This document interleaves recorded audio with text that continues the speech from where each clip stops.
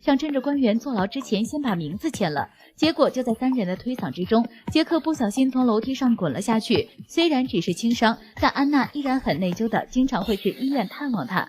一来二去，杰克就偷偷喜欢上了安娜。为了能在日后与她有更多的交集，杰克在同事们的出谋划策下，以调查安娜外婆的养老金为由，光明正大的上门和她培养感情。殊不知，安娜现在最怕被提及的就是养老金的事。当杰克第一次登门时，心虚的安娜简直是紧张到语无伦次，好不容易把对方打发走了，赶紧打电话把闺蜜全喊来商量对策。